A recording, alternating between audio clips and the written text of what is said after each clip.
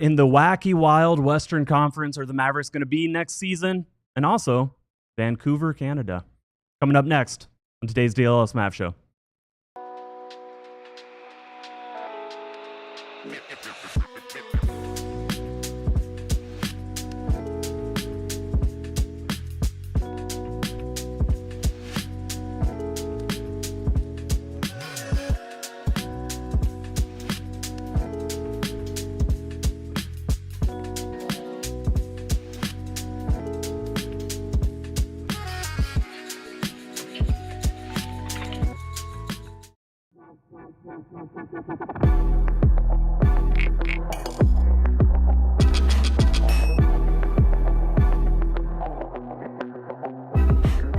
Hello, it's the DLLS Mavericks podcast. I'm Tim Cato. Usually I am the Mavs beat writer. I'm going to do my best Kevin Gray impression. He's out all week. We'll be back next week. Don't fear. In fact, we're going to even work him into the show here in a second. We're going to find a way. We miss him that badly. But first... Do we? All right, your words, Marc Stein. Kidding. Of course we do. Because knowing Kevin Gray, he's watching on vacation. That was a joke. Kevin, that was a joke. Marc Stein, how are you today? Good. All good. Yeah. Nice breezy day in downtown Dallas. Not too bad outside. Still need Armando, but it's not too bad outside. It is a little breezy right now. Marc is, of course, our national NBA insider. And then we got Bobby Caralla, hello, Mavericks analyst. How are you on this breezy? I'm fantastic. I want to take this opportunity to just to thank producer Tanner for all he does on there would camera. be the show would have been canceled if not for his valiant efforts. The timing there is 2-3 minutes ago. Literally right as I realized I forgot to get the video ready that Tim asked for segment 4. So all right, I'm going to retract my thanks to producer Tanner. But the reason he didn't get that ready is because Stein and I sat down in the studio about 20 minutes before tip-off and just immediately inundated him with requests for all sorts of stuff. And he almost always delivers on time. So thank you very much, Tanner. You know, Tanner is good at that. He's the jack of all trades. He does a little bit of everything. He fills in where he's needed. And, you know, for that, we're eternally grateful. Where the Mavericks going to finish in the Western Conference next season?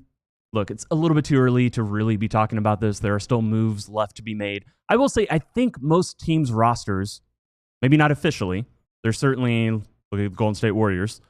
Some of them are not finalized in an official manner.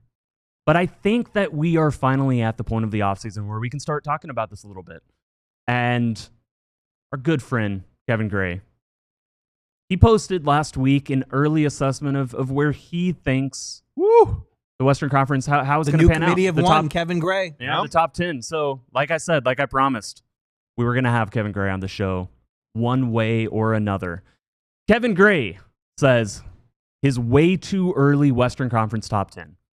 Number 1, OKC. Number 2, Denver. Number 3, Houston. Number 4, the Clippers.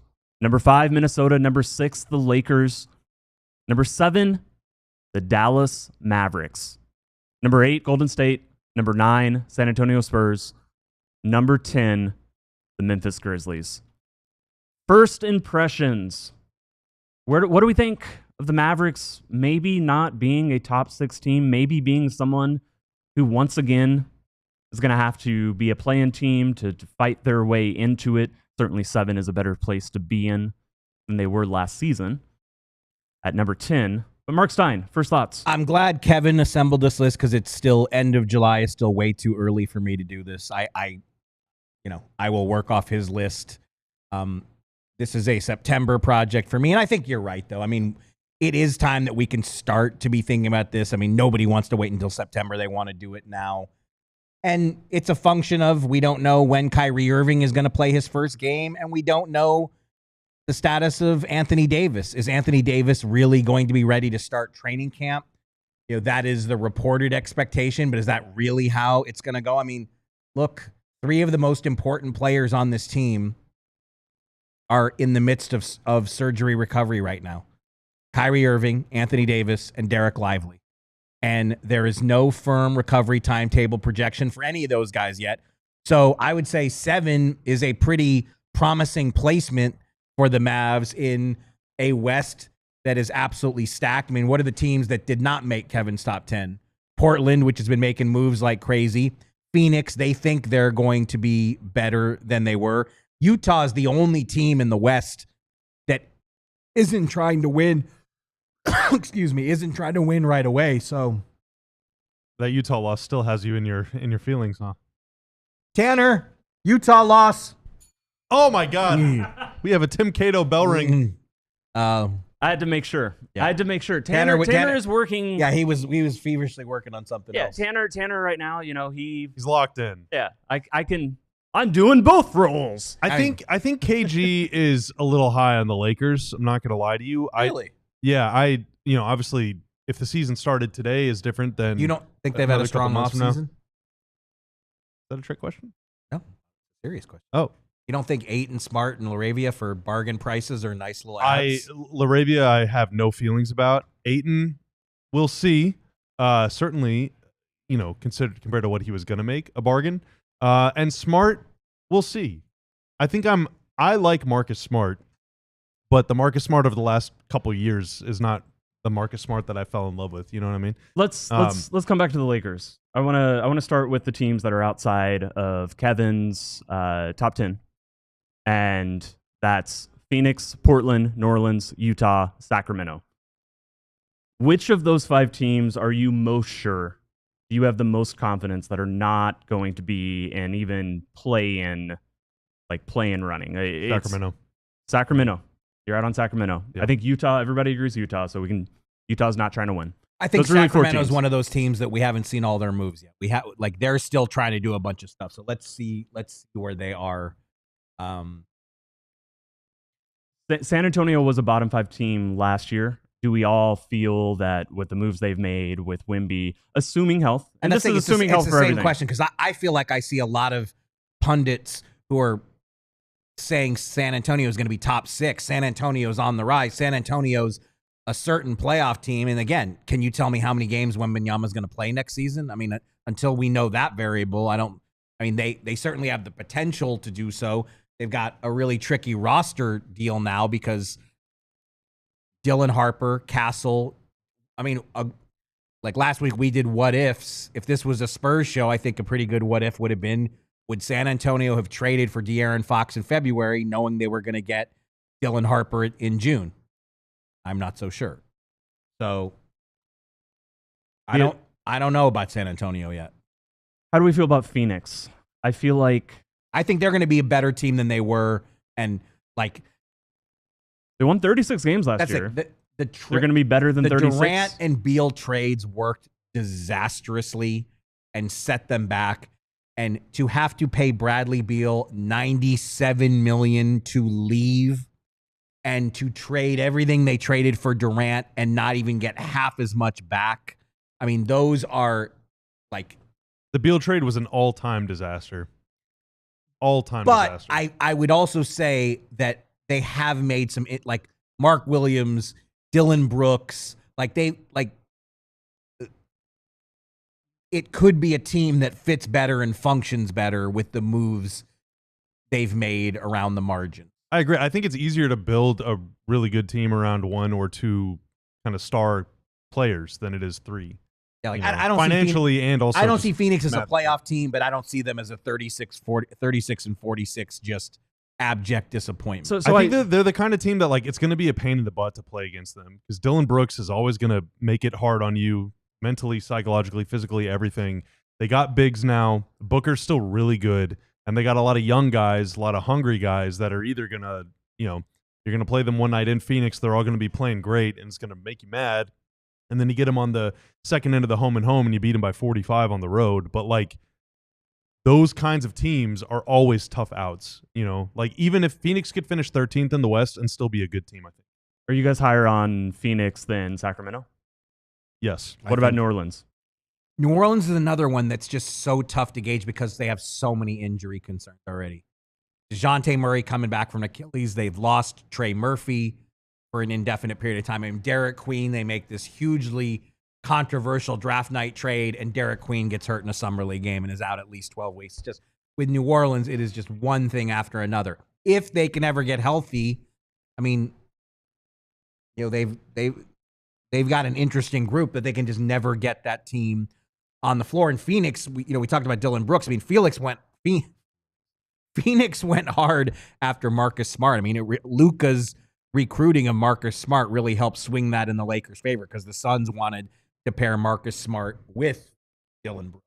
So I saw David Mason had in there like hot take, maybe the West isn't as stacked as we think it is. No shot. Can you find that one, Tanner? The David Mason had a good comment in there somewhere about his take was the West.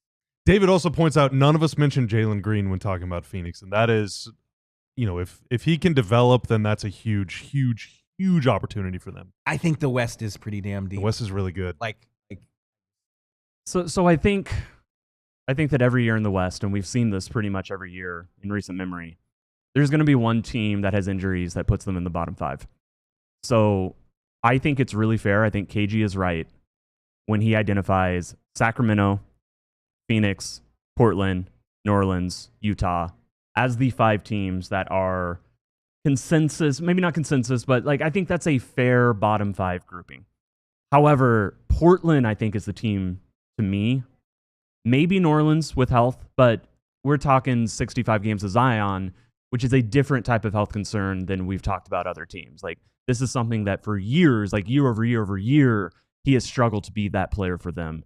And so, yes, New Orleans is in a situation where if you get unprecedented based off the last few years, a type of health, we don't know what type of team they could be. But I think it's fair going into next season, not knowing and not assuming that. So I would say those are probably the 5 teams. But there is going to be a team in the top 10. I disagree on Portland, dude. Portland? I'm in on Portland. You're in on Portland. I'm hoping the Westgate they're my is favorite. ready to cash out a ticket for me on Portland in a few months. They're my favorite of the bottom 5, so to say. I would also be very tempted to put them in my top 10 somewhere. Yeah. Probably not any higher than playing, maybe 8 or 9. Yeah. 9 or 10. But I agree with you. Portland is the top of that 5 grouping. And again, there is going to be a team in the top 10 that's going to have injuries. It happens every single year. Last year was Dallas. They still made the play-in, just barely. But this is something that happens. This is something inevitably is going to happen. Memphis was banged up all year. New Orleans, obviously, once again, San Antonio was tracking towards a play-in spot. Coming up next on the next segment, we're going to take a break here. But I do want to talk about the top 6. We also need to talk about the Mavs. We're going to get to the Mavs. Okay. I just want to establish your favorite team. Your favorite guys covering your favorite team without Kevin Gray. Real quick before we go off this segment, it sounds like I'm closing a show. You got Portland in the top 10. Who in the top 10 would you drop out? That real quick. Of Kevin's top 10, let me go back and find the free. Right now, I mean, probably Memphis, I think. Yeah. Although, how many games am I getting out of Kyrie? Right. I've gone from deep state propaganda machine president to, the ultimate Mavs hater. But if Kyrie's out, I don't think Dallas is 7th. I think that's fair. Let's talk about which teams are at top of the West just after this ad break. Branded Bills are new friends. They're going to get your hat looking great. Marc Stein, you already got one. You want to know how you can make it even better? I never have enough hats, so I do need this information. Well, you got to log on to brandedbills.com. That's crazy to me because I only man. see you wear one hat. Yeah. Whether you need snapbacks, Fair. truckers, fitteds, beanies, or even T-shirts, and your boy can never get enough T-shirts. Branded Bills has you covered with performance and style. If you're looking for some gear to make your brand stand apart from the crowd, Branded Bills has you covered as well with the best custom headwear. They already got their stuff that's pre-designed themselves, but if you want to make your own, get with their team, start your order, and their design folks will help you create the exact custom apparel you need. They also have a partnership with more than 40 colleges as part of their campus collection, including TCU, Texas Tech, and Texas. If you're a fan of any of those local squads, head to brandedbills.com today and use code BBDLLS. Again, brandedbills.com, promo code BBDLLS for 15% off your first order. Game Time makes getting tickets faster and easier, even for hard to get playoff seats, even for easy to get baseball seats. I know baseball seats are always pretty easy to get, but you still want to get the best deal possible. That's what Game Time is here for. They also have killer last-minute deals. You can look at the view from the seat. They have a lowest price guarantee. And all of that is stuff that makes me light up inside whenever I'm thinking about grabbing tickets to anything this summer, including with Game Time. You can buy concert tickets. You can buy tickets to some comedy show that you're looking to, hop into, get a few laughs off. So take the guesswork out of buying tickets with Game Time. Download the Game Time app, create an account, and use code DLLS for $20 off your first purchase. Terms apply. Again, create an account and redeem code DLLS for $20 off. Download the Game Time app today. Last minute tickets, lowest prices, guaranteed. Welcome back to the DLLS Mavs show. We're still talking about the Western Conference. Way too early projection of the Western Conference. As you were saying, Stein, like part of this is we're going to have here in a couple months more clarity on injuries, that there are teams dealing with summer injuries. The Mavericks, probably foremost among them. And we're going to have more clarity. So, of course, this gets easier as we get closer to October. Dallas, yeah, New Orleans, Memphis, the day after announcing a 200 whatever million contract extension for Jaren Jackson Jr., and then they lose Triple J. So, I mean, there's a ton of it. Unfortunately, it never ends, man. So, Kevin's early projection, the tweet, the ranking that we're going off of, his top 6 is Oklahoma City, Denver, Houston, the Clippers, Minnesota, and the Lakers. Out of those 6, which one, barring crazy, unpredictable injury stuff, which of these teams are you fully confident are going to be a top 6 team next year? I mean, I would have Houston too. I think Denver had a nice little summer for the Nuggets to be able to get Valanciunas, get THJ for the minimum, get Bruce Brown for the minimum. And those are very nice around the edges moves. But look, the Rockets have been linked to Kevin Durant since last summer. Throughout the season, the messaging out of Houston was consistent. No. Not going to do a trade, not going to break this team up. Want to give this young group a chance in the playoffs like OKC did. But then the playoffs changed everything in Houston. The first round, they gave them a chance. First round exit. They lost Game 7 at home. They struggled offensively that whole series. Jalen Green, look, the Suns are hopeful that we haven't seen the best of Jalen Green. I think the Suns are probably right. Jalen Green's a young player. We haven't seen his best yet. But outside of that 38-point eruption, Jalen Green had a really rough series against Golden State. And they were able to make a trade for Kevin Durant largely on their terms. They didn't give up anything that was really part of the long term. They were able to keep the 2 future Suns picks that they had. I think Kevin Durant joining this youthful, exuberant, super lengthy, defensive-minded young Rockets core. I think the Rockets are going to be a better team next season than they were this season. And I think they deserve to start next season as the clear number 2 in the West. I think it's going to be now it's obviously a lot can change, whatever. We accept that by now. But I think it's going to be similar to what happened in 23-24.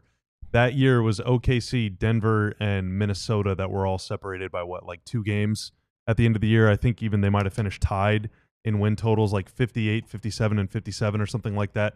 I think it's going to be closer to that this year than it was this past season, whenever OKC won a zillion and then no one else even came close. And I think those 3 teams are going to be OKC, Denver, and Houston. I'm higher on Denver than I am on Houston just because Jokic's on-offs are unbelievable and Valanciunas is a legit backup. And I think that alone is a huge change. But also, Cam Johnson, I think, is better than Michael Porter.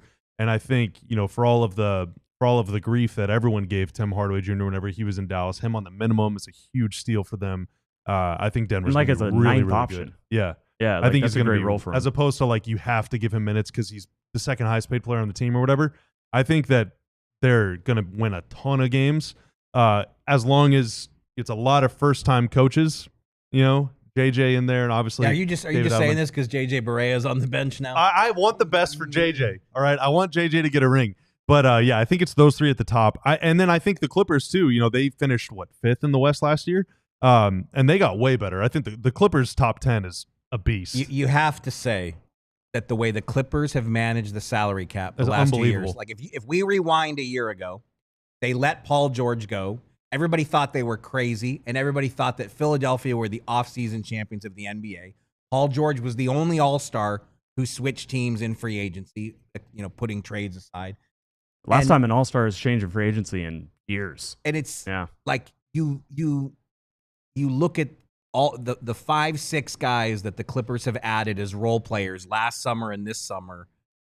I'm sure I'll forget, like Derek Jones Jr., Batum, Beal, Chris Paul, Chris Dunn, and I think Lopez. I mean, it's like trading for Bogdanovich that was awesome. That is a really good 6 or 7 role players. And, as Indiana, if you believe the idea that Indiana has ushered this new blueprint in of 2 main guys and a lot of depth around them, you have to like the way the Clippers are set up now. And they maintain their future flexibility, maybe even next summer, but for sure in 27. So the Clippers have really set themselves up well. And I think Minnesota too also. I mean, for the last 2 years, they've been like the best team in the NBA for the second half of the season. They just haven't been able to really put it together in the first half of the year, really ever. If they just get off to like a normal start this year, then they're going to be on pace to win 50, 55 games again, and they're going to be a problem. And the thing I like about Minnesota is that they were aggressive. Like they did make a run at Durant. Like they did make a run at Beal. Like they're not getting these guys, but they're taking swings and trying to. They're not acting like a little tiny small market team. Yeah, they've gone to the conference finals twice. They've exited the conference finals in painful fashion twice in a row, and like they're trying to take the next. Yeah, I'm 100% with you guys when you say OKC, Denver, Houston is like locked into the top 6, locked in the top 3. That's where I differ slightly. I'm putting the Clippers in there. And you look at me and you say, Tim, but what about their health? They have more health concerns. Kawhi Leonard played 37 games last year. And they were still a great team. Great. And yes, they were better once Kawhi got back. But they did that all without health last year, and they got better. They have a better roster. Now, it is an old roster. So just inherently, there's going to be more injury questions. James Harden was an Iron Man last year, but he's been an Iron Man for a little bit now. Honestly, he's been an Iron Man at times to his own detriment throughout pretty much his entire career. Yes, if James Harden slips off a little bit. Yes, if they have if Brook Lopez as a shell. But I like John Collins as a move. Certainly the fact that they have turned themselves into a free agent destination, that they are LA, like the other LA. But like it's not even like I think free agents view them almost on equal terms, not status wise, but like the Clippers are now competitive with free agents with the Lakers. And that matters a lot. Even if Instagram followers, Twitter followers is not on the same level, the fact that they have their own arena, their practice, like they are completely competitive with what the Lakers are doing. And I think that really stands out. So when I look at the top 3, I make it a top 4. I'm very close to making a top 5 with Minnesota. And so that leaves us with 5 teams. I got to say, I'm going to be very surprised if the Lakers are not in the top 6. I really am. I just think Luka is going to have He's a floor raiser. Monster year. Yeah, him and LeBron. Monster year. Now LeBron, I don't know, by the time camp rolls around, will he be content with, whatever dismay is in the air right now? But it's like, again, I think Ayton, LaRavia, and Smart is a really good summer when you're trying to keep everybody on short deals. But the other thing here is, and I reported this Sunday, Vanderbilt apparently is having a really good summer. He was injured all of last year. I think in Lakerland, they're going to treat him as if he's an offseason acquisition. And the same with our old friend Maxi Kleber, who only was able to play. My guy. He was only able to play 5 minutes as a Laker after the trade. So if those guys return from injury, you can make the argument that it's 2 more newcomers in a way. So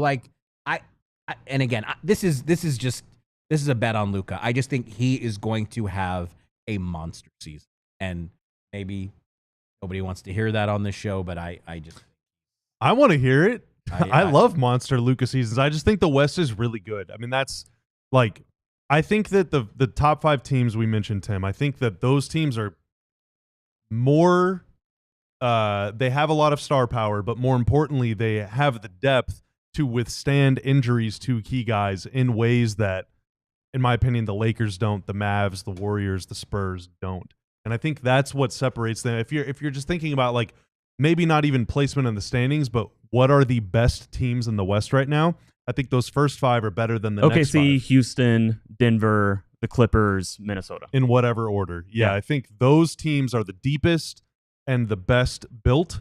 And then I think after that are teams like the Lakers could pop. I think the Warriors could definitely pop. They go get Al Horford. So the 5 that we're talking about now, and the Mavericks are in this. It's the Lakers, the Warriors, the Grizzlies, the Mavericks, and the Spurs. Yep. I mean, I feel like I've said on I don't know how many shows and interviews I've done, Al Horford and DeAnthony Melton, every rival team interested in those guys expects them to be with the Warriors. They're going to land with the Warriors. So same thing, for as budget, low-cost additions, like those are nice pickups. I mean, the Warriors skew older too. If your 3 best players are Curry, Jimmy Butler, and Draymond Green, and now you're adding Horford, obviously that is a group of nothing but 30-somethings. But yeah, I mean, the Warriors are going to be better. And when we think about Dallas in this grouping, again, we've been saying this for decades now, it feels like. We've been saying it all summer. It's basically a prediction of Kyrie Irving. How many games is he going to play? When is he going to return? What is he going to look like? They're the hardest team to predict because they're the only one is going into the summer or going into the season I think with a serious injury to a player that is their most important player when you look at the whole of the roster. And I think both the Corellistrator and the Stein line are in agreement that the ball handling concern, like I need to see it. Like you take 100 shots a game, and the Mavs, without Kyrie, every game Kyrie misses, the Mavs are going to have to work harder for every single shot they get than any other good team in the West, almost every single time down the floor. And that is very, very challenging. I write the newsletter. The newsletter is free to subscribe to, alldls.com. Scroll down to the bottom, sign up. In the newsletter today, I made the claim basically that, despite Jaren Jackson Jr.'s indefinite absence, and there's some other question marks due to injury and surgeries and things like that, the Mavs are going to guaranteed be without talent longer than any other team in the West this year. Already. The season hasn't even started, and they are already probably going to miss more superstar games than any other team. That is a huge, huge problem. And for that reason, I can't say that they're going to finish with a better record than the Warriors. I think KG is, I think he's got to lay off the weed. The Warriors were like, 20-2? Why? He's on vacation. No, do what you want, man. Just get home safe. The Warriors were like 20-2 or something after getting Jimmy Butler. Like, the Mavs aren't going to win 20 out of 22 at any point this year, even if Kyrie was healthy. Now, if Kyrie was healthy, maybe, and cooperflagg is awesome, but like, he's missing a ton of games. He's going to miss 50 games probably. So it's so hard to think where they fit in. Yeah, it's all those guard skill sets that they, I agree, it's ball handling, but you also think of like high level guards, whether it's a superstar like Kyrie or just a really good starter. You think of them as being great ball handlers who can create their own shot off the dribble. Think of spot up shooting. There's not a lot of spot up shooting on this roster. It's really just that pitch for the Rangers. Oh, what's that, Klay Thompson? We're gonna get to that. I mean, let me just ask you. And then defense. Rookie year cooperflagg. Would you rather, as we sit here on July, whatever today is, 22nd, would you rather Cooper shoot it better in year one than expected, or play make better than expected in year one? Play make. Yeah, play make for sure. Yeah, they need him. Like they need us to be in November going, man, Flagg's got the ball. He's real. Like, the thing though, for this thing to work the way that they envisioned, right? You need to have a Hall of Fame caliber playmaker, shot creator, shot taker, shot maker on the floor at all times. And they're going to be without that guy for a ton of the year. So can cooperflagg be Hall of Fame caliber good or all-star caliber good at 18 years old? Like, I hope so. It would be sick. I would love it. Sorry, I almost knocked over your microphone because I'm getting so excited. But you can't count on that happening. An elite shooting can ease the burden on playmakers. Boston has done that a couple years in a row. You don't look at Jaylen Brown or Jason Tatum and think these are like the best one-on-one, like create separation guys, but they have elite shooting around them. The same thing, if you have elite playmakers, it can create space for shooters, and then you don't need to have as knockdown shooters because those playmakers are going to create more space for them. Dallas is just in a situation where we're kind of looking at the roster and it's like, kind of need a little bit of both of those things, but we'll see. But it's only July. It's only July. It's way too early, and LeBron still might, you never know. But we do know something about the Mavericks. We do know for sure where the Mavericks are going to be in September for training camp. We're going to talk about that with Marc Stein coming up next. First, it's sunny outside. You know what that means. You need some shades. No, I thought that was going to be a Mando read. Well, no. It is scientifically proven that you just look more attractive in sunglasses. Everyone does. All right, you look cooler, you look more attractive. But it's also scientifically proven that the moment you take these bad boys off, you're going to set them down right there and forget they're there, and you're going to walk away and go home, and you're going to lose them. All right, we've all been there before. You know what it feels like in that moment. It feels awful. But Shady Rays has the best protection in the game. If you lose or break them, even on day one, Shady Rays will send you a brand new pair, no guilt trip, just replacements. So now I can take these with me everywhere I go, and I do. I have not lost them yet, but my time is coming. On hikes, at concerts, at work, on the walk to work, on the boat, wherever. Shady Rays is eyewear that has your back. We've teamed up with Shady Rays to bring an exclusive offer. Use promo code DLLS35 for 35% off polarized sunglasses at shadyrays.com today. Just like your favorite team needs a home court advantage, your home needs a home floor advantage, and Empire Today can help you get it. Empire Today has flooring experts, dedicated flooring professionals who focus on flooring every single day of their lives. They're different than the big box stores where when you finally find the flooring department, you have no idea whether that guy's really a flooring expert, whether he was on, solar panels yesterday, whether he's, making up way too early Western Conference standing predictions tomorrow. The flooring part of his expertise might just be a temporary thing. Might be a part-time hat he puts on. So schedule a free in-home estimate today because some things are just better at home, and they're better with experts. With Empire Today, DLLS listeners can receive a $350 discount when using promo code DLLS. Yes, you heard that right. A $350 discount with code DLLS. Restrictions apply. Visit EmpireToday/DLLS for full details. Welcome back. We are still doing the Tuesday show of the DLLS Mavs show. Still Tuesday. And it's Steinline time. Marc Stein, over the weekend? Sunday. Was it Sunday? I was going to say Sunday. You reported very interesting news that the Mavericks are going to be in Vancouver, Canada for training camp. Yep. Last season it was Vegas.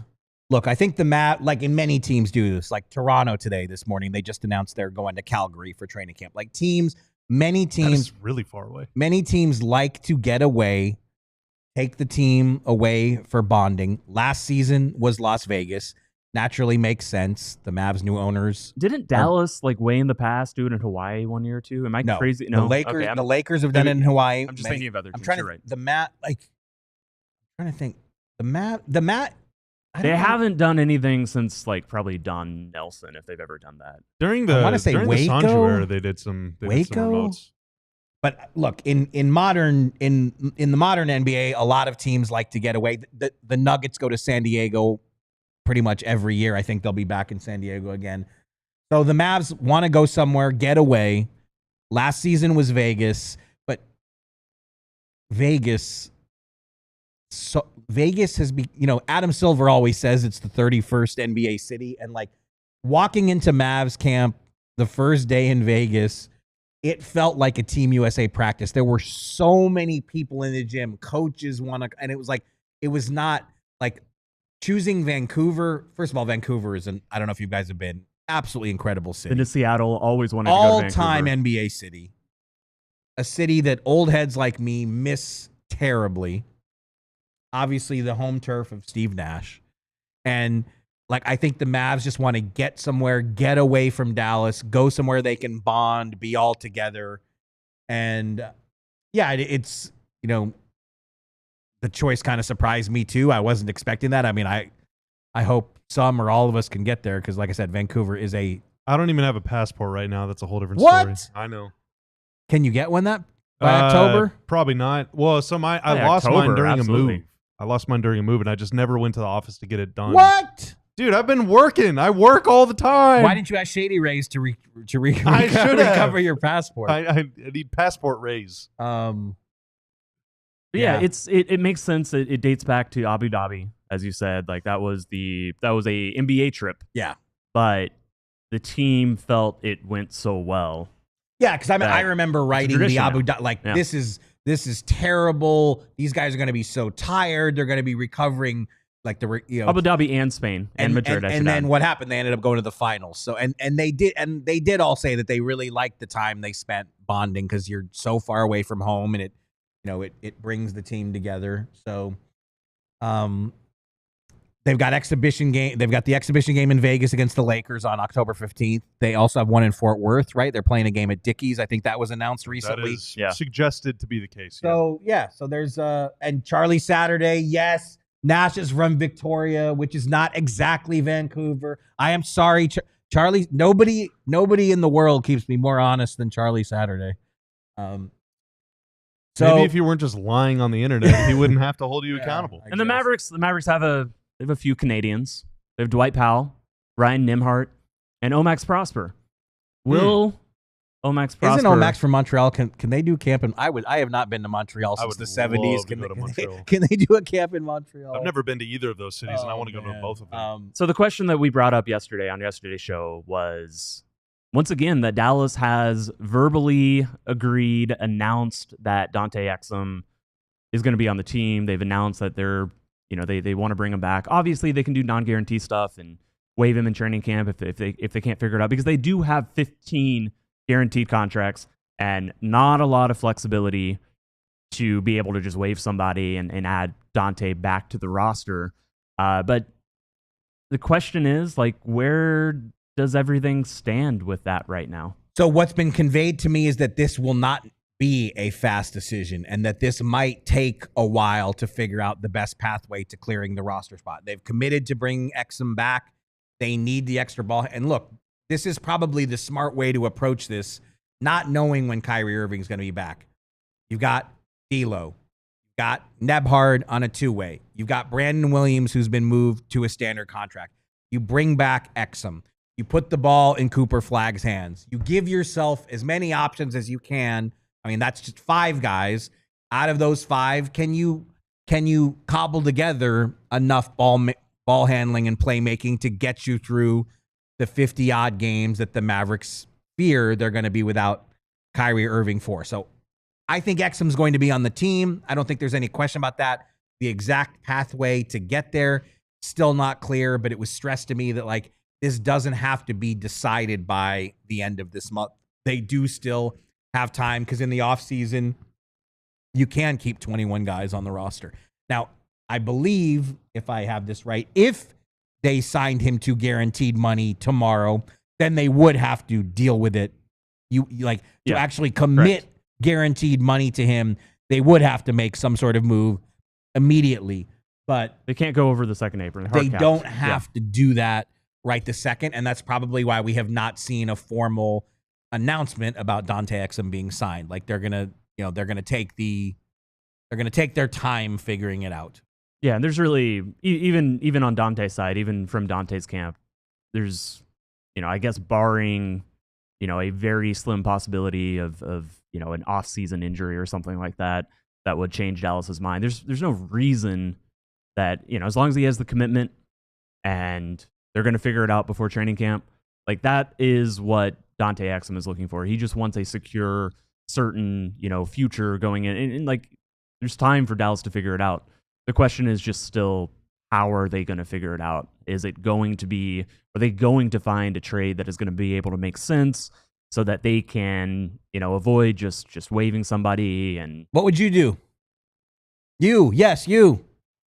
Well, it seems like it's not as easy as it maybe used to be to just call up a really bad team and say, hey, take this guy we don't want. Here's a second-round pick. Because there aren't many teams that want to be really bad. And the teams that do want to be really bad are already loaded up with young players that they consider to be better than, some of the guys that the Mavs might try and ship out. So it's really tough. I mean, the thing that I would do is I would be trying to trade 3 or 4 players for one right now, or like 4 for 2 or 3 for 1, something like that. I would try and consolidate this thing But I don't think that's what the Mavs are looking to do. It is kind of a point, again, speaking of Vancouver, it is kind of a point of, again, in favor of NBA expansion, that I don't think that Olivia Maxence Prosper or Jaden Hardy are so unlikely to hit or have been so terrible on the court or anything like that, that they shouldn't be on an NBA roster somewhere, that somebody shouldn't be, they're both young players. They've both flashed. They both have had good games. And there are just not enough rosters. There are so many good players. Every single team has a couple players at the end of their roster that they still have hopes for. Now, again, I think the realistic assessment of the two players that I mentioned, Jaden Hardy and Omax Prosper, is that, they still need a pretty decent leap in what they can do on the basketball court right now to be able to hang on in the NBA past like a few years from now.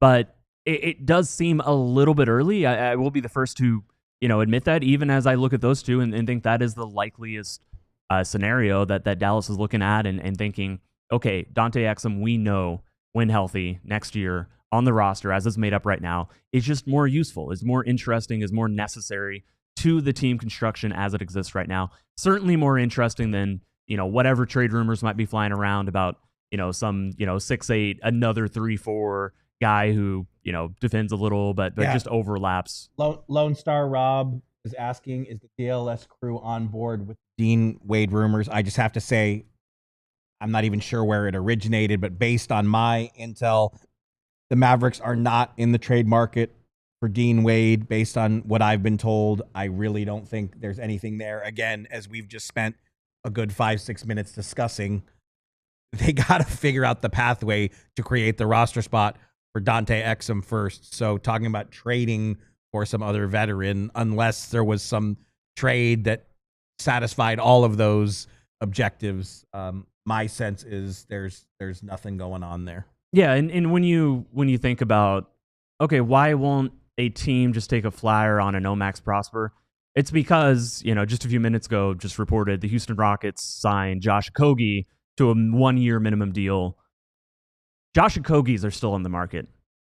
And so if a team is looking, if a team has an open roster spot, that's the type of players, much more NBA proven player, still a minimum player. But these are the type of these are the type of players that are still available, that teams are more interested giving a chance to, giving a shot to.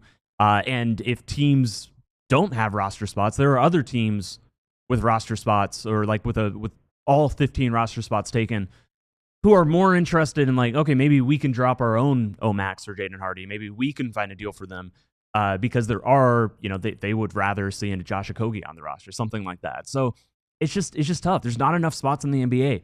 It's not a statement on whether those two guys are talented or not, or, the fact that they've had success at times. It's more of a statement that, everybody, like, it is tough to get it. It is tougher than it has ever been in human history to get a roster spot on the NBA. Something else we didn't discuss when we were talking about the ball handling contingent. I left somebody out. Can't believe you guys didn't. Who's well, that? I was gonna say his nickname, but apparently he has disowned it, and so I didn't know what to do. I was, as a host, I shouldn't be speechless. But yeah, how do you feel about that? We should probably do that after the break. Yeah. Well, let's do that after the break. Got one more coming up. We're also going to talk a little bit about Klay Thompson and which Mavericks players, if any, could be the best cross-sport athletes. Hey, you. Cowboys. No, the viewer or the listener. I'm servicing the listening audience, Mike Marshall. Imagine a Corona. The Cowboys just started training camp out in Oxnard, and Clarence Hill's there. He's going to be there for all 3 weeks of camp, and he's going to be churning out all sorts of stuff. Jerry Jones has already made it very easy. Clarence has come out with the Dak exclusive. He's come out with a couple things from Jerry from yesterday's press conference. Saw tons of Clarence Hill on Fox 4 from their live show out of Oxnard. Lots of Clarence Hill footage on my TV. He's just getting started, baby. They're actually taking the field today, unlike what First Take tells you. And Clarence is going to have all sorts of reports from there. We also got offseason kind of winding down, but preseason ramping up here pretty soon for the Mavs and the Stars. And then, of course, the Rangers staring down the trade deadline, but they're actually winning some games. So maybe the Rangers are going to buy. We all thought they were going to sell, but maybe they're actually going to try and get better to make a push for the wild card spot. All of that and more is going to be covered every single day on our website, alldlls.com. It's a great website, one of the ones I go to more than any other. You got to be a diehard to read it, though. You scan that QR code beneath Marc Stein, it'll take you to a website where you can sign up to become a diehard. Costs about $4 a month. You get a free shirt right when you sign up. You also get a discount on any other merch, and you get to read the whole website. You also get to join the Discord, great place to hang out, and you get your physical diehard card. But, Stein is trying to get his physical diehard card out in time. Another way to support what we're doing here is just sub to the channel. Physical diehard Oh my God, there it is. There we go. Its own gravitational field. I feel like I'm being drawn into it right now. You can support what we're doing here on YouTube for free. You can financially support by becoming a diehard, but also you can stay up to date with a lot of the stories and some of our show info as well by signing up for the newsletter. Again, alldlls.com. Scroll down to the bottom. Sign up today, and we'll get stuff served up to your inbox every single morning. Final segment on Tuesday's DLLS Mavs show. I'm Tim Cato. We've got Marc Stein and Bobby Caralla. Klay Thompson said yes. He agreed to throw out the first pitch for the Texas Rangers last night. Let me tell you, I believe we have the video. It is a banger. Oh. Whoa. He's such a good athlete. He threw That's that. right down the middle. That's at least like 45, 50 miles an hour. Like there are other baseball players in the Thompson family, and I know Klay is a huge baseball fan, and I can't wait to see him and ask him about this because he's got his batting helmet on as he threw that pitch. Yeah, I know. What's the deal? Well, he did. You guys are too young for this reference, but there used to be a famed first baseman in my youth named George Boomer Scott who would play first base with his batting helmet on. So that was that was my thoughts. I believe there was a guy that did that recently in the majors. John Olerud, I think, also wore his helmet. So I will definitely when I see Klay, I will not be asking him the questions everyone wants to ask him about Megan Thee Stallion. I will be asking him, Klay, why did you wear a batting helmet when you threw the first pitch out at a Rangers game? That will be my first question. So I don't know when it happened, but he did take batting practice as well. So that happens hours before the game, that's what I thought. It must maybe have been he just liked the way it before. fit. Yeah. I don't know. Klay is always kind of a maybe he just didn't want to take it off because he wanted to take it home. Maybe yeah, if I give it back to them, I'm not maybe he wanted to make sure that I'm exiting the park with this batting helmet. So this clip and this very good first pitch, one of the best I've seen in a minute, had me thinking, which Dallas Mavericks would be the best cross-sport athletes? Klay's pretty easy. He's got a brother in Major League Baseball. But I'm trying to go up and down the list and think, Dante Exum has told me before that, he grew up playing a little bit of Aussie football. Josh Green definitely. I'm actually thinking of, so Josh Green played Aussie football growing up, and, I asked him, it's a physical, it's kind of like, a weird version of rugby, and sorry, Australians, that was probably very offensive. Weird. It's a different version of rugby. I remember asking him in the past whether that was something that influenced the way he plays, and he thinks that maybe it would have. I actually, now that I think about it, I don't think I've asked Dante that. I don't know. But I'm just trying to go up and down the list. I'll start with this one. Brandon Williams, you could absolutely be a winger for the United States men's national team. Like that guy, like just, like kicking it past somebody, running onto the ball, put it in a strike, across from the right side. I could see that very easily. Do you have reason to believe that he's good with his feet? We're talking if they, alternate reality. Oh, okay. I don't. So I'm seeing Sarah in the chat, and it actually hit me. Like she actually came to Vegas to say hello to us. That's yeoman effort. Sarah's the best. Incredible effort. Pop in the chat your best Dallas Maverick cross sport comparison. I do like Sarah's. Dwight Powell looks like a swimmer. Well, here's a note on Dwight. He does look like a swimmer. Here's a note on Dwight. He is one of the illustrious few to win MVP of the Dirk Nowitzki Hero Celebrity Baseball game. He was good all the time. He was good at bat. He was pretty good in the field. Now, one big disadvantage Dwight would face in Major League Baseball is that he's very tall, so his strike zone is enormous. A lot of room for pitchers to play with. But Dwight did win the MVP. CGM Ben's note? I did. It distracted me. Maybe I should. Should I host, should I host the show this week? We got Ben in here sowing discord. We got Stein talking about KG. Is Stein planning a coup? Man. David Mason. The first rule about coups, you don't talk about coups. And now he's ignoring it. He's changing the subject. It's suspicious. David Mason's comment, I kind of agree with. Even though I guess I am not allowed to call him the knife anymore, which I know it's terrible. I'm gonna have to. It's awful. The trick to coups that you don't go for Tanner ban GM Ben from the chat. You don't go for the generals. You go for the colonels. The colonels that is the military rank that you need to get on your side. The generals, they got too much going on. They've already thought about their own coups. Military talk coming up now. It's the colonels. DLLS Trust me, Sports. that's where the real power lies. I don't know where today's host took that I think Derek Lively would be really good at volleyball. Probably Anthony Davis, too. Those guys are so tall and springy. Yeah, like long wingspans. Daniel Gafford. There has been crossover. Chase Budinger became, I believe he's Team USA volleyball. Played for them for a bit after his NBA career. Daniel Gafford played high-level high school football, I believe. Certainly talented enough to continue doing that. And I would also go so far as to say Daniel Gafford was in marching band, and marching band, at least in Texas, is basically a sport at the high school level. No, he's right. And there's DCI as well, which is very competitive and intense. So I think Daniel Gafford would certainly belong there as well. Najee. Not only did he play drums, he was a snare drummer, but also, and I think maybe even a bass drum too, but also he played bass clarinet. Famously, bass clarinets don't really march because the instrument is too long, so he played bass clarinet in concert band. Really tough word for me to say for some reason, bass clarinet. Played that one in concert band and then would play drums in marching band. I think Najee strikes me as the most American football player on the team. Probably PJ as well. PJ, though, he's so tall that he'd probably have to be like an offensive tackle. Whereas Najee, I think, could be maybe a linebacker type situation. You know, somebody who more of a rusher, somebody who comes up and, you know, you're playing a 3-4 and he comes up and plugs the gap. You know, one of those quasi 3-4-4-3 situations. What about Cooper Flagg as a keeper? A soccer keeper. I could see it. He's tall. He's very tall. And so the only place that you're ever going to see in soccer someone 6'7", 6'8" plays is keeper. But unless he's Peter Crouch. Would you have loved to have been there the night that Dirk Nowitzki went to an FC Dallas game and then went in goal after the game and let kids shoot on him? Did he let him score? I don't remember. I seem to think he was trying actually pretty, he was trying somewhat.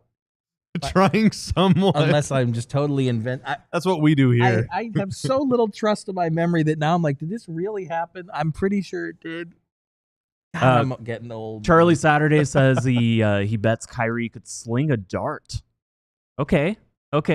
Now we're getting into is that darts, or is that like what does that mean? I mean, I believe in this context it just means a dart. Yeah. Who would be the best pool player? I feel like Dwight's probably. I was really going to say at pool. Dwight too. Yeah. Oh my god. Because not only does he probably played a lot, but he also, I would imagine, have a really good understanding of angles. Why is that? Just because he is smart. Then how does he get hit in the face so often? Because he's got a really good understanding of angles. Well, wouldn't good having elbows are angles. It draws fouls sometimes. There has to be a better way. I don't know. I'm just saying, an elbow is literally a 90-degree angle. Also, it's a distinction he uses to remain notorious among the fans. So when I've been looking up and down the roster, the player that I just can't place what sport it would be. I know there's a sport for him. Max Christie. That's a tricky one, right? Max Christie is tall and slender. I've seen Sarah suggest a couple swim-related sports. We don't know sports. enough about Max Christie yet. Yeah, I could see Max Christie because he is so tall and slender. You have to have a little broader shoulders to be like a big-time swimmer. But I could see Max Christie. I mean, he's slim relative to NBA players. He's probably very broad-shouldered compared to the DLLS Mavs podcast crew. So maybe Max would be the swimmer of the group. You know what I'm actually thinking? Out of the entire roster, every player on it, he is the likeliest to be a quarterback. Max Christie? Max Christie, quarterback. What do we think of that? Very technical. Just makes, he makes that 15-yard out throw every time. I feel like Max could have some quarterback energy. I could see Kyrie being a quarterback too. I think Kyrie could Kyrie playing real high-level flag football quarterback. With the footwork. Who were? So it was the 11 lockout. So Kyrie wasn't even in the league when Kevin Durant and some other NBA players. LeBron was there. They had the flag football and the lockout. I don't you don't remember this at all? No, I don't remember that. Man, I do. In 2011, I was up to remember other, it. I was doing other stuff. I do remember it, but I don't remember how it. I don't remember who played well. man, D'Angelo Russell. Any ideas here? Max Christie would be good on Klay. I want to stay away from talking about him right now for legal reasons. Max Christie would be good on Klay. I agree. I could see tennis as well. You're the tennis guy. Who's the tennis? Did any of these guys play? I'm trying to think if any of these guys ever Dwight played in Dirk's. Has he played though? I think he's played, and he's like, just I know fine. Luka loves tennis and he has played in Dirk's thing. JJ Barea actually does have a tennis background, and I imagine AD has done stuff. Like, do you any AD? Not necessarily even tennis, but like I'm sure he's been part of stuff. You know what? I guess I just don't. I haven't heard other sport backgrounds for these guys. They do like Klay. I'm sure, given how prevalent baseball was in Klay's family, that Klay must have played a decent level of baseball at some stage. So I think I figured it out for Kyrie. I think that Sarah just said Klay's showing at the Dirk tournament was not good. That's right. Klay I did not. I was not there, so I did not see. Yeah. I think that Kyrie would be. I bet he's the best poker player on the team. Yeah. No. I don't know. I mean, I don't know. It's funny. When I was younger, card games on the plane would come up a lot more. Like, right. I don't really hear that talk anymore.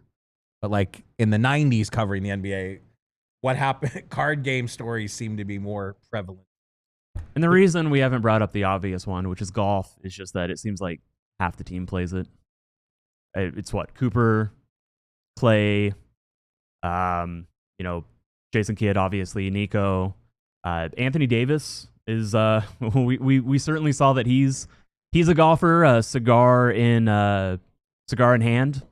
I don't know if Dwight has ever been. What are we seeing here? What are we looking at? Nothing. It's putting a bow on a conversation we had earlier. Okay.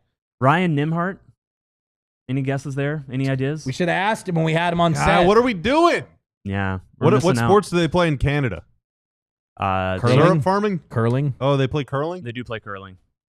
Do they play they play luge? Isn't there like a sport on ice that they like? What's Speed it called again? We should have asked Nebhard's hockey background. We should have. Nimhart could be a speed skater. Yeah. You got to be like 5'5" to be aren't they all really, really small with big, strong legs? That's true. I mean, he's like small for the NBA, but he's what, 5'9", 5'10", 5'11"? Esports is gaming. That's very lively. Esports is gaming. Anthony Davis, I just saw on his Wikipedia page, signed with FaZe Clan in 2022. So he's actually got a deal. But apparently, no, I never signed with FaZe Clan. I believe Brandon Williams, Jaden Hardy claims to be the best 2K player on the team. There is not as much money now in Pro 2K game. There's still like Pro-Am tournaments and things like that where you can win cash prizes, but with the NBA 2K League kind of fading, there's not as much money there. But there is a lot of money still in like PvP games. So wait, before we go, you're not here tomorrow? Is that true? Correct. But you are here Thursday? I will physically be here, but I'm not on the show. And I will be here Thursday and Friday. Why are you not on the show tomorrow? I got meetings. We've got a special guest. Are you allowed to announce it, or is it top secret? We can say it. You sure? Do it. Mike Pellucci from D Magazine. He's going to be on with us tomorrow. My old Only Mavericks podcast co-host. Also 77 minutes. It's the D Magazine takeover. Yeah. People are going to start thinking they're going to like buying us out or something. Yeah. That's not happening. If you guys buy you out, you don't buy me out. If you guys want to keep doing this D Magazine tie-ins, then we need to have like a whole segment or two where I just talk about local restaurants. Then we would have. We don't do any free advertising here, Marc Stein. That would that. Well, but it's reviews. Get them to cater, and I'll review their food on air. How about that? Yeah, I mean, my favorite fine dining establishment is Happiest Hour. That's and right. Always has been. That's the only one I go to, actually. Yeah. Which Mavs player has the biggest Pokemon collection? I'm going to do some research, but I don't think there are any Pokemon fans on the team, sadly. It's actually really tough for me. We didn't even talk about Lively. I thought Lively. Is Lego building a sport? Lively has a tattoo, I think. Is Lego building a sport? I don't know if he actually plays. Yeah. It should be. Well, that's going to do it for us on the Tuesday edition of the DLLS Mavs David pod. Mason says he misses the only Mavs podcast song. Was it good? Oh, so good. It was so good. What a lovely song. The other one, both of them are very good, but I'm delaying. I got to end this. Tanner's going to yell at me. So thank you, Tanner, for making us look and sound good. Thank you, Mark. Thank you, Bobby. I'm Tim Cato. Some of us will see you tomorrow. Tomorrow. We all silly like the mayor.